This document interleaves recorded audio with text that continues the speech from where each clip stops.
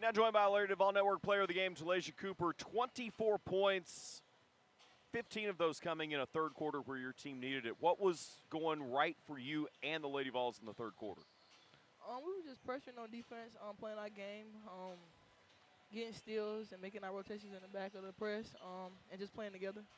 In a game where you're not forcing as many turnovers as you do normally, with the points that come off of those, what is the challenge then to continue pressuring them and continue to play tough defense? I know Coach Kim talked about the three-point shooting and holding them, normally a 40% three-point shooting team, to 29%. But what does that look like differently when you're not forcing the turnovers in the backcourt like normal? We just got to sit down and guard in the half court, just being aware of our man, don't go to sleep in the back, and just communicating with each other. Communication, I know, was a big key at shoot-around this morning, and communication in the first quarter wasn't quite where she wanted it, called timeout, and that got corrected pretty quick. It really did. She told us this is a very good team before we even started playing, and we came out there a little sluggish, and she told us y'all thought it was going to be easy, but it wasn't.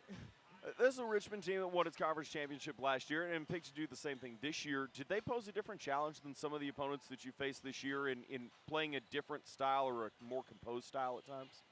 They do move really well off the ball, so you just got to pay attention to where your man at, being help side, because they like the backdoor cuts and they can shoot the three, so it kind of make them harder to guard. Z Spearman had the big game on Wednesday, then was in foul trouble for a lot of the game today. How do you adjust in real time when those rotations look a little different than they would in a normal game because of foul trouble, whether it was her or Sarah or anybody else in any other game? Like I said, it starts in practice, just learning how to play with each other, communicating with each other, knowing what each other like, and how can y'all play with each other to make it effective on the court. Great game as well by Ruby Whitehorn. Not just the scoring, but also the rebounding and being a force in the lane and not giving them a lot in the lane. Talk about what Ruby did today. Ruby just been going in. She was grabbing rebounds, just bringing the energy in the first half, being aggressive, getting downhill, finding her open teammates. I mean, that's what we need, crashing on the old boards, and somebody that can get downhill and drive through the contact and pressure. Now you're playing back-to-back days. Tulsa, it's a quick scout. Coach Kim talked about a little bit of a quick film watch. How do you prepare for such a quick turnaround and an early game tomorrow where you won't have a chance to shoot around between now and then? She just told us we got an ice bath before we leave. So I feel like that'll help, and we get recovery, watch film of who we play tomorrow, just knowing what we're doing. I feel like we'll be good.